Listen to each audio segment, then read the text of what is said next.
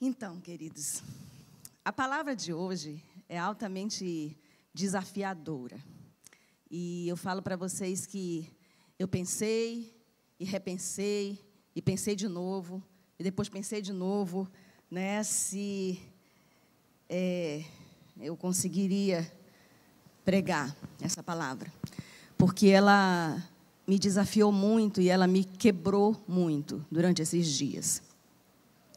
E eu não quero que em nenhum momento vocês pensem que essa palavra, eu, como comunicadora dela da parte de Deus, eu esteja braba, ou chateada, ou aborrecida, tá bom? Eu não estou. Na verdade, eu estou muito desafiada por Deus nisso aqui. Porque enquanto eu pregar para vocês, eu estou pregando para mim e me sentindo muito desafiada em Deus a não cair nisso aqui que eu vou pregar para vocês. E que eu prego para mim da mesma forma. O tema da palavra hoje é: não feche o reino dos céus. E eu quero ler com você aquilo que Mateus, o apóstolo Mateus escreve no capítulo 23, no verso 13. Ele diz assim, usando das palavras de Jesus, o próprio Jesus falando.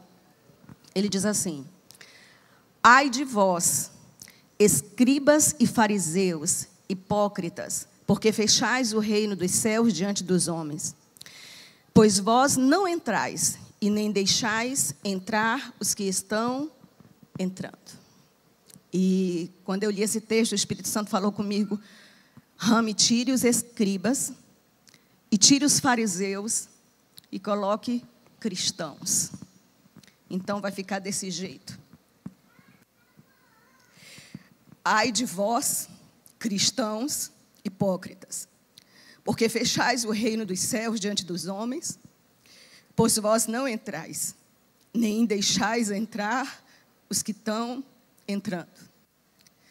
E o Espírito Santo falou comigo: Rami, nunca queira receber um ai de mim. Nunca queira que eu olhe para você e diga: ai de você, Rami Clay, ai de você. Queridos, e ao meditar nisso, o Espírito Santo me lembrando o que significa hipócrita.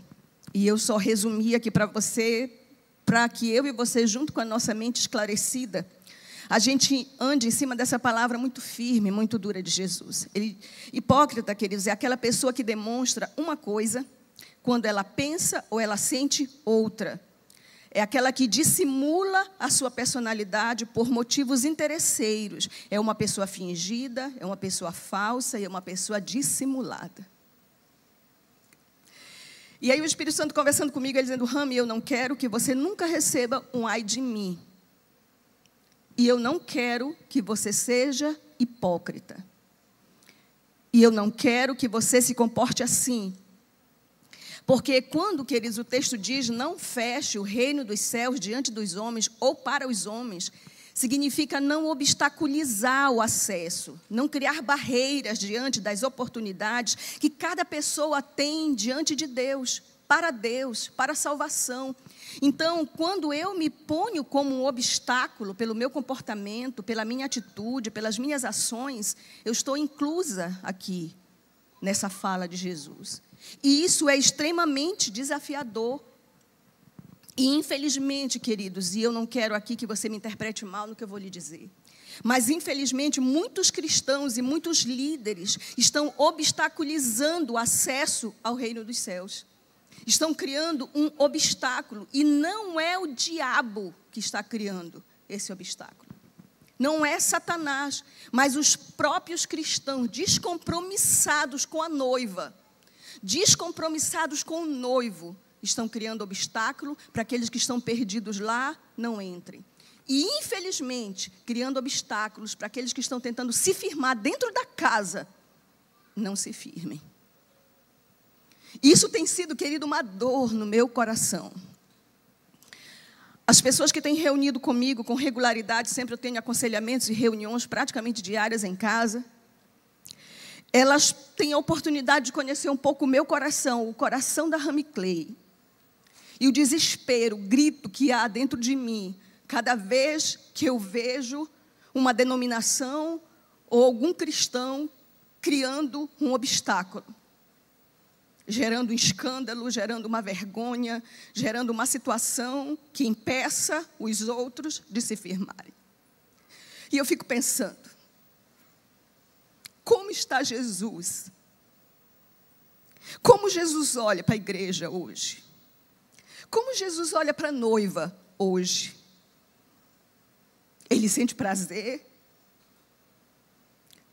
Ele sente alegria na noiva?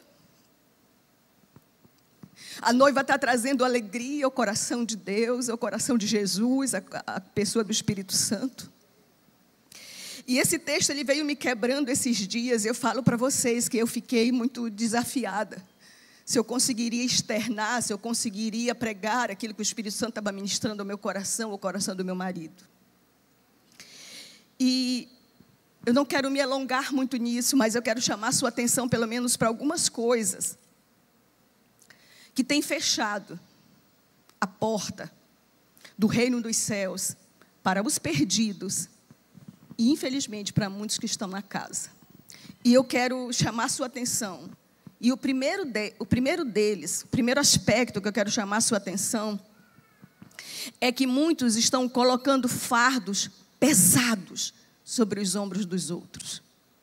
Tem feito uma exigência demasiada para a vida dos outros, quando eles mesmos não se comprometem em carregar.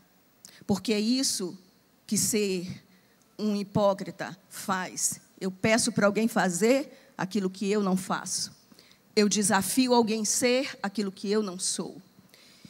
E eu quero ler com você o que está escrito também no Evangelho de Mateus, capítulo 23, o verso 4, ele diz assim: eles atam fardos pesados e os colocam sobre os ombros dos homens, mas eles mesmos não estão dispostos a levantar um só dedo para movê-los.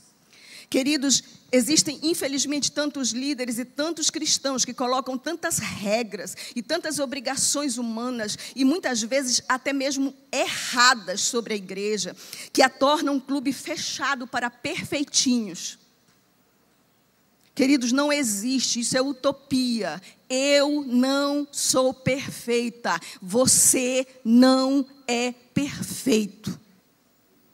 Nós temos falhas. Nós temos condutas que precisam ser corrigidas todos os dias. Todos os dias nós precisamos levar o nosso temperamento para a cruz. E eu sei disso porque eu sou sanguínea. E quem é sanguíneo sabe que parece que o sangue está correndo 2000% na veia.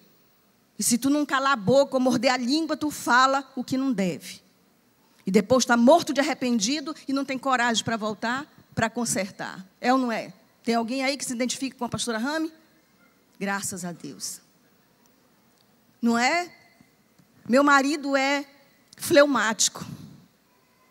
Aí ele é todo assim, né? Devagar. Ele come pelas beiradas, né? Você já viu quando ele está pregando aqui? Ele fala, explica, para no final ele dizer o que é que ele quer. Isso é o mestre é assim. Eu não sou assim.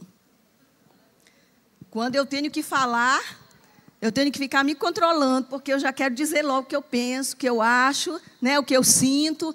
Não tenho dificuldade nenhuma em esconder meus sentimentos, não consigo esconder meus sentimentos. Por isso é que eu tenho tanta luta com Deus, para não fechar o rosto quando faz alguma coisa que me aborrece. Eu estou ali lutando em Deus, então eu sei o que eu estou falando para você. Nós precisamos levar o nosso temperamento todo dia para a cruz, porque se a gente não levar todo dia ele para ser crucificado, ele nos governa. E aí a gente passa a fazer um monte de coisa errada. E quando eu estudava esse texto, o Espírito Santo falando comigo, Rami, não existe clube dos perfeitinhos.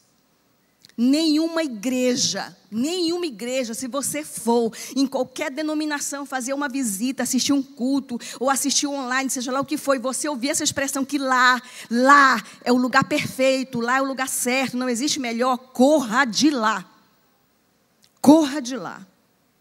Corra e corra rápido, porque não existe igreja perfeita. Porque a igreja somos nós e nós somos imperfeitos. Nós estamos caminhando, diz a palavra, para a perfeição. E nós só vamos adquiri-la na consumação do tempo, diz a palavra. Aí sim, nós seremos aperfeiçoados. Nós vamos ser, mas não somos ainda. Nós estamos no processo. Então, existem pessoas, queridos, que colocam fardos absurdos. E aqui eu quero chamar a sua atenção, quero entrar numa coisa aqui, chamando a sua atenção entre fardos absurdos e vida com princípios. Há uma diferença muito grande entre encargos humanos, regras humanas e princípios bíblicos. Então, isso não pode ser confundido. Quando Paulo escreve à igreja em Colosso, no capítulo 2, do verso 16 ao 18, ele diz assim aos colossenses: Ninguém, pois, vos julgue por causa da comida, da bebida, ou do dia de festa, ou de lua nova, ou de sábado, porque tudo isso tem sido sombra das coisas que hão de vir. Porém, o corpo é de Cristo. Diga comigo, porém, o corpo é de Cristo. Ninguém se faça árbitro contra vós outros, pretextando humildade e culto aos anjos, baseando-se em visões, enfatuado, sem motivo algum, na sua mente carnal. E aqui eu quero chamar a sua atenção para isso que eu pedi para você repetir. Porém, o corpo é de Cristo. Todas essas coisas, queridos, que Paulo escreve aqui aos Colossenses, quando ele escreve à igreja em Colosso, ele está dizendo, olha, isso são sombras. Isso são como se fossem imitações. Isso são parâmetros para vocês saberem se nortear. Mas isso não deve virar uma idolatria. Isso não deve ser a regra geral para vocês, porque o corpo é de Cristo. Então, eu quero chamar a sua atenção, porque muitos estão tratando a noiva. Você vai achar pesado isso que eu vou falar para você, mas é verdade. Muitos líderes e muitos cristãos estão tratando a noiva, a igreja, não como noiva, mas como meretriz. Estão tratando ela assim. E ontem, eu reunindo com uma pessoa, e nós falávamos sobre isso, eu falei para ela o que essas pessoas se esquecem é que um dia o noivo vai voltar e ele vai pedir conta da noiva. Ele não vai pedir conta de uma meretriz, ele vai pedir conta da noiva, porque foi pela noiva que ele foi crucificado. E às vezes a gente se esquece, queridos, que nós como noiva vamos prestar conta. Nós como noiva precisamos nos ataviar. Nós como noiva precisamos nos preparar. E não criar obstáculo para que outros conheçam Jesus. E não criar obstáculo para que outros venham até Cristo. Criando regras que não podem ser cumpridas. Criando costumes, criando usos que não podem ser observados. E isso impedindo tantos outros de poderem estar congregando. E como igreja, queridos, nós fomos chamados a viver uma vida de santidade verdadeira. E não uma santidade hipócrita. Não uma santidade falsa. Não uma santidade que é aos olhos de alguns, mas que na verdade, na minha prática diária, no meu eu diário, eu não vivo aquela santidade. E eu quero falar de uma coisa que muito em particular para nós, mulheres. Olha, quando Timóteo está escrevendo a sua primeira carta, ele dá um conselho. No capítulo 2, a partir do verso 9, ele diz assim: da mesma forma, quero que as mulheres se vistam apropriadamente, com modéstia e discrição. Não com penteados elaborados, ouro, pérolas, roupas caras, mas com boas obras, como convém às mulheres que se declaram.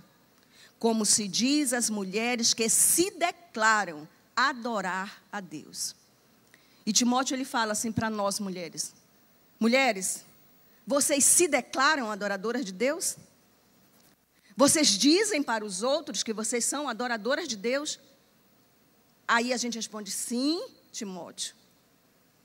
Nós somos adoradoras. Eles falam então: olha, se vocês se declaram adoradoras de Deus, então vocês devem se vestir apropriadamente, com modéstia e com discrição. Quando ele fala que não é para estar com tantos penteados, ouro, pérolas e roupas caras e tal. Ele está dizendo que não necessariamente que você não pode ter isso, mas que isso não deve ser a ênfase, que isso não deve ser a prioridade, que isso não deve vir na frente. Mas o que deve vir na frente é um comportamento modesto e é um comportamento discreto. Porque o princípio bíblico para nós, mulheres, com respeito ao nosso vestuário, chama-se moderação. A Bíblia não diz que não pode usar calça, a Bíblia não diz, não pode usar alça, a Bíblia não diz, não pode usar isso ou aquilo. Não, a Bíblia não diz isso. Você pode usar calça, você pode usar vestido, você pode usar blusa, você pode usar bermuda, desde que esta roupa seja modesta e desde que essa roupa seja decente. E aí, quando o apóstolo Pedro escreve na sua primeira carta, capítulo 3, versos 13 e 4, ele diz assim: o enfeite delas não seja o exterior, não seja aquilo que está fora, aquilo que está se vendo. No frisado dos cabelos, no uso de joias de ouro ou na postura dos seus vestidos, mas no homem, no ser humano encoberto no seu coração, na incorruptibilidade de um espírito manso e tranquilo, que é precioso diante de Deus. Aí o apóstolo Pedro, ele diz assim, olha, o seu comportamento, mulher, o seu comportamento deve ser assim, não deve ser na postura do seu vestido, não deve ser o quanto o seu vestido, ou sua calça, ou sua roupa vai chamar atenção, mas o seu comportamento deve vir de um espírito manso, tranquilo, que é precioso diante de Deus. Queridos, vocês já me ouviram pregar aqui, muitas vezes já me ouviram falar isso, eu vou repetir de novo. Eu brinco, com o pastor Rubenilson, porque é ele que foi o culpado. Ele queria, porque queria que eu me envolvesse nas redes sociais. Porque eu era total e completamente fora. Totalmente analógica. Meu celular não tinha WhatsApp, não tinha Facebook, não tinha Instagram, Twitter nem era. Quando o Twitter passou, que eu nem, Aí veio o Instagram. Eu não tinha nada disso. O meu celularzinho, ele era daquele modelo bem antigo, pequenininho assim, que era uma tela pequenininha e as teclazinhas embaixo, que faz tic, tic, tic, tic, tic, tic, Tijolinho, era assim que chamavam eles. Eu lembro que lá ainda na Posto Brasil, lá no Vinhais, era meu aniversário. E os irmãos sabem que eu, particularmente, não sou fã de comemoração de aniversário. Comemoro os meus aniversários também por culpa da pastora Neiva. Que fique claro, É ela e o pai dela que gostam de festas, Estou expondo todo mundo aqui hoje, irmãos. E eu lembro que o Rubenilson bateu na tecla e convenceu o meu bem que eu devia ter um iPad. Era um iPad? Um iPad, que eu devia ter um celular novo. E, por fim, que eles me compraram um iPad, me compraram um celular novo, e nesse celular e esse iPad já veio com tudo. Eu já tinha tudo, eu já tinha WhatsApp, eu já tinha Facebook, e eu já tinha Instagram. E eu nem sabia, e tinha minha foto e lá e tudo. Ai, irmãos, me deram o presente, aleluia, glória a Deus. Depois eu falei, quem mandou vocês comprarem isso? Eu não quero, eu não vou usar. E o Rubenilson, com muita lábia, foi me convencendo. E o meu marido com muita lábia, não, amor. Vocês já prestaram atenção com o que eu subo para pregar? Não é porque eu não tenha para trazer para cá. Esse não descarrega, irmãos. Descarrega nada. Então, eu lembro que, por fim, resumindo para vocês, eu fui aprendendo a usar essas coisas. E uso. Não uso assim lá essas coisas muito, mas eu sei usá-las e as uso. Mas pensa, toda vez que eu entro no Instagram, que eu vejo uma coisa que me aborrece, eu digo, Rubenilson.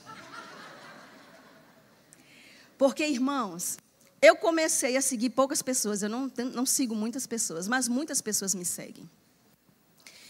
E aí está lá, várias denominações, com coisas loucas, absurdas que vai ter no culto, culto da corrente não sei o quê, culto da pedra não sei o quê. Eu digo, meu Deus do céu, que coisa mais louca. Parece que viveu, saiu de uma corrente, entrou em outra corrente, saiu de uma pedra, se amarrou em outra pedra. A Bíblia não fala sobre isso. E aí eu vejo cristãos, queridos, que tanto da nossa denominação, quanto de outras onde eu prego, onde eu vou, onde são meus amigos na fé, que na igreja estão muito bem vestidos, estão muito bem apropriadamente vestidos, mas lá no Instagram não estão.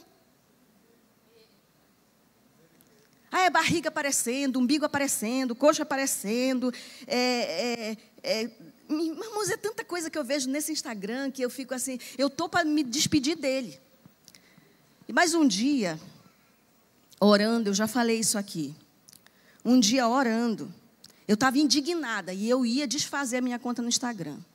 Eu estava indignada porque eu estava pecando. Eu estava chateada, falo para vocês, com alguns irmãos. E eu ia chegar com eles e eu salvei os prints tudinho. Salvei, tirei os prints da roupa, da publicação, salvei o nome, a conta. Eu estava com arquivo. Não precisa. Vão me bloquear, pois é. E eu salvei, e eu estava indignada. Eu estava aborrecida com aquilo. Porque na igreja era uma coisa, e nas redes sociais eram outra, fechando a porta do reino. E aquilo me aborreceu. E eu orando, eu fui mostrei para o meu bem. Aí meu bem, daquele jeito que vocês conhecem, calmo, né? Ele falou assim, amor, sou seu marido, não sou? Quando ele perguntou, eu disse, lá vem coisa. E aí eu disse, você é, amor, você é meu marido. Ele disse, então, você não vai fechar a conta do Instagram, porque eu autorizei que você tivesse uma conta. Eu autorizei, Rubenilson, que você tivesse uma conta no Instagram. Fui eu que autorizei. Eu disse, e eu vou continuar pecando? Aí mostrei para ele, né? Aí ele olhou os irmãos lá, olhou as publicações, as barrigas de fora, bumbum de fora e tudo lá. Aí ele falou, amor, realmente é uma vergonha essas publicações. Eu falei, e aí? Não vou fazer nada? Vou ficar aqui calada? Vendo a minha denominação se expor desse jeito nas redes sociais, e eu como pastora vou ficar aqui calada, não vou fazer nada. Vocês que me colocaram nas redes sociais, eu não sabia dessas coisas. E aí vocês me colocam para ver e querem que eu fique calada. E vocês sabem que eu sou assim, esquentada, né? E aí ele falou assim, não, amor, sente aqui. Aí me colocou sentada lá no escritório e falou assim, não. Você vai orar. E você vai interceder por misericórdia por essas pessoas que estão aqui. Porque essas pessoas que estão aqui, elas estão causando vergonha, estão tendo comportamento errado, você vai orar por elas. Você vai orar por elas para que o coração delas se converta a tal ponto de que as redes sociais delas sejam para a glória de Deus e não para glorificar a carne delas. E eu falo para vocês, queridos, que naquele dia eu fui quebrada. Perdoei o Rubenilson, em parte. Perdoei o Rubenilson, em parte, né? Mas eu falo para vocês, queridos, aqui do fundo do coração, e eu ao estudar essa palavra, o Espírito Santo começou a falar comigo. E eu não posso esconder isso para vocês, de vocês. Quando eu abro as redes sociais e eu vejo qualquer publicação de ovelha dessa igreja, dessa casa de oração, ou de qualquer amigos próximos, que não condiz com a santidade que essa pessoa deveria ter, eu lhe confesso que o meu coração fica, que só eu sei. E tem vezes que eu passo de mês sem entrar no Instagram, porque eu estou meio carnal naquele mês, e aí eu não quero pecar. E eu estou abrindo meu coração aqui para vocês. Queridos, eu amo vocês, vocês não têm ideia. Vocês não têm ideia do tamanho do amor que eu e o meu marido temos por essa congregação. Vocês não têm noção do que nós já abrimos mãos, não só quando nós viemos, mas estando aqui. Para vocês que não sabem, já teve proposta séria, da gente ir embora. Da gente levantar um outro pastor e tomar conta de outro trabalho. Proposta séria, proposta urgente, necessária. E eu e o meu marido dobramos o joelho, clamamos ao Senhor e perguntamos ao Senhor: Senhor, qual a tua vontade? O Senhor sabe que a vontade do nosso coração é permanecer em São Luís. O Senhor sabe que o desejo do nosso coração é permanecer lá naquela casa, mas se o nosso tempo em São Luís já se encerrou, o Senhor vai dizer para nós. E assim como se encerrou lá no Pará, nós vamos pegar nossa maletinha, só nossa maletinha, e ir embora. Igual como a gente veio para cá, só com a nossa maletinha. E pela graça de nosso Senhor, Ele permitiu ficar. E Ele falou isso ao coração da nossa liderança. E a nossa liderança, então, bateu o martelo que nós não íamos sair. Que nós iríamos ficar. Mas por que eu estou falando isso para você? Porque eu não quero que você pense que quando eu falo isso das redes sociais, quando eu falo dessas coisas, porque eu estou magoada, porque eu estou aborrecida. Mas eu estou preocupada. A minha preocupação é que a Paz São Luís, ela não esteja debaixo de regras humanas. Ela não esteja debaixo de valores humanos. Mas que a Paz São Luís, ela esteja debaixo de princípios da palavra de Deus. E que se eu sou santo aqui nessa casa, eu sou santo lá em casa. Eu sou santo no supermercado. Eu sou santo nas redes sociais. Eu sou santo para os meus vizinhos. Eu sou santo porque o Senhor me santificou. Então, queridos, a igreja, ela não pode viver, nós não podemos viver, aqui na igreja eu me visto bem, aqui na igreja eu dou a paz do Senhor, aqui na igreja eu falo bem, aqui na igreja eu me comporto bem, e lá em casa eu viro um demônio. Não posso. Aqui na igreja eu estou bem, mas lá eu brigo com meu marido, lá eu xingo ele, lá eu bato nos filhos, lá eu espanco os meninos, lá eu conto mentira. Não pode, queridos, e não pense que eu estou exagerando, porque eu não estou exagerando. Existem casas cristãs que infelizmente são assim. Tão bonitinho na igreja. Bonitinho. Mas vai lá na casa deles para ver. Pergunta para os colegas de trabalho deles. Como é que eles são lá? Se os colegas de trabalho deles confiam neles. De falar alguma coisa. E que eles vão guardar segredo. Não conta para o fulano. Porque se contar para o fulano agora, amanhã, todo mundo sabe. Quem está me acompanhando aqui, queridos? Queridos, do fundo do coração, eu não estou aborrecida. Quero reafirmar isso. Eu estou desesperada. Eu estou desesperada, queridos. Ao estudar essa palavra, Deus me confrontou demais e falando: Rami, eu estou voltando. E eu confio que você pode falar aquilo que está no meu coração. Queridos, e eu confesso para vocês, eu ainda há pouco, ainda estava ali com a palavra, quando a pastora Neiva entrou, e eu estava lá, eu prego ou não prego? Eu prego ou não prego? Né? E aí ela entrou, e aí eu prego. Pensei, eu prego. Né? Então, queridos, entenda bem, isso é um desafio. Essa coisa, eu quero já entrando na segunda razão, essa questão do mau testemunho, que primeiro é colocando fardos pesados sobre os outros, mas o segundo é dando mau testemunho. Eu quero ler com você o que me desafia. Está escrito aos Romanos, Paulo escrevendo aos Romanos, capítulo 2, dos versículos 17 em diante, ele diz assim: se, porém, tu que tens por sobrenome judeu, e aqui eu vou colocar cristão, se, porém, tu que tens por sobrenome cristão, e repousas na lei, e te glorias em Deus, que conheces a sua vontade e aprovas as coisas excelentes, sendo instruído na lei, que estás persuadido de que és guia dos cegos, luz dos que se encontram em trevas, instrutor de ignorantes, mestre de crianças, tendo na lei a forma da sabedoria e da verdade, tu, pois, que ensinas a outro, não te ensinas a ti mesmo? Tu que pregas, que não deves furtar, furtas? Dizes que não deve cometer o adultério e o comete? Abominas os ídolos e lhes roubas os templos? Tu que te glorias na lei, desonras a Deus pela transgressão da lei? Pois como está escrito, o nome de Deus é blasfemado entre os gentios por vossa causa. Queridos, quando eu leio isso dói no meu coração, porque nós somos a carta física, a carta aberta ao mundo. Jesus já veio, Ele já veio, já cumpriu a parte dele, hoje somos nós. Hoje as pessoas veem Jesus em quem, queridos? Em nós, a noiva, a igreja. E aí ele diz, olha, como está escrito, o nome de Deus é blasfemado entre os gentios, entre aqueles que ainda não me conhecem, por sua causa. Queridos, isso cria um temor, um desespero, porque infelizmente muitos cristãos têm sido motivo de muitos não virem para a igreja e nem conhecerem a Cristo de verdade. E isso cada dia no mundo tem se tornado uma coisa tão comum, me assusta ver coisas que cristãos chegam para mim e dizem: pastora, não tem nada a ver. Nós vivemos, parece, um tempo do nada a ver. Não, pastor, isso aqui não tem nada a ver. Não, pastor, isso aqui não tem nada a ver. E eu falo: como que não tem nada a ver? Como que não tem?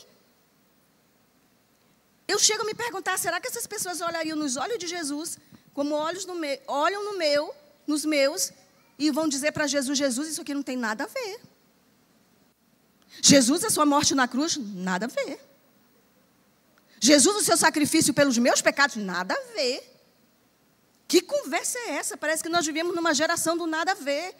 Satanás conseguiu colocar na mente dos cristãos, irmãos. Eu não estou falando dos gentios. Eu não estou falando daqueles que ainda não conhecem o rei. Mas Satanás conseguiu colocar na mente dos cristãos uma história de nada a ver. Eu posso mentir aqui rapidinho, né, só para resolver uma situação. Nada a ver, pastora. A senhora viu? A situação se resolveu. Se resolveu e o seu pé ficou amarrado com Satanás. Porque na hora que ele quiser, ele vem cobrar. Entenda uma coisa: todo pecado não arrependido e não confessado é uma carta de crédito na mão de Satanás, e na hora que ele quiser, ele vem cobrar. Não se esqueça disso. E às vezes cristãos vão errando, vão pecando, vão fazendo, e ter a coragem de dizer: nada a ver, pastora. Nada a ver. Entregando uma carta de crédito a Satanás.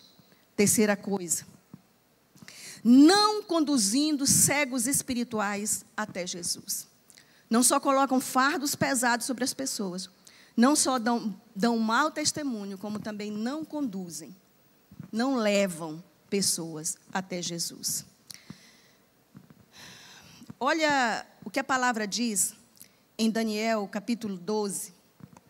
Eu quero ver com você o verso 3. Ele diz assim: os que têm o entendimento e são sábios resplandecerão como o fulgor do firmamento. E todos quantos se dedicam a conduzir muitas pessoas à verdade e à prática da justiça serão como estrelas, brilharão para sempre por toda a eternidade. A palavra de Deus, ela diz: olha, se você está conduzindo pessoas à verdade, se você está conduzindo pessoas à prática da justiça, você brilhará para sempre. Você brilhará pela eternidade.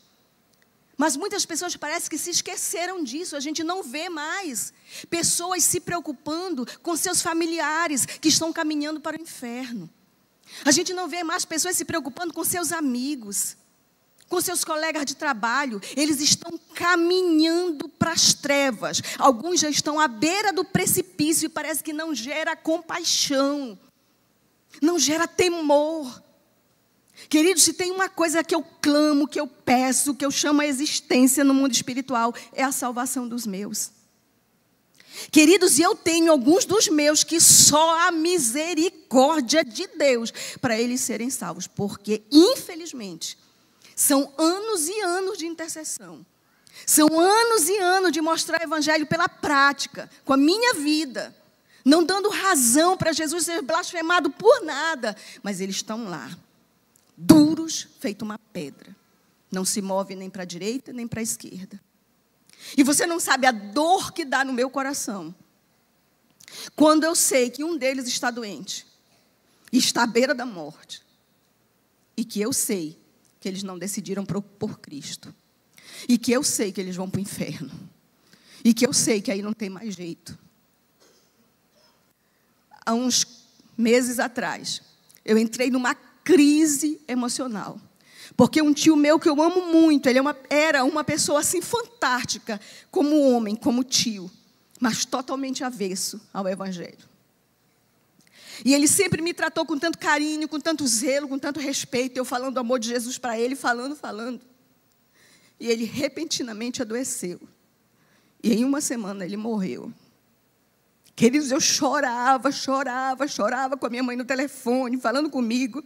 E eu não chorava da dor, da morte em si dele. Eu chorava porque nunca mais na minha vida, nunca mais eu vou vê-lo. Porque ele foi para o inferno. Nunca mais eu vou poder ver o meu tio, nem aqui e nem na eternidade. Porque para onde eu vou, não é para onde ele foi. E eu não vejo, queridos, eu não vejo. Meu pai não é crente, tá bom, não é crente. Minha mãe não é crente, meu irmão não é, meu filho não é, meu marido não é. Entre em desespero, porque se eles não conhecerem Jesus antes de morrer, eles vão para o inferno. E isso dá uma dor no meu coração, queridos. Isso dá um desespero dentro de mim. Isso causa uma agonia que vocês não têm ideia de como é que acontece dentro de mim.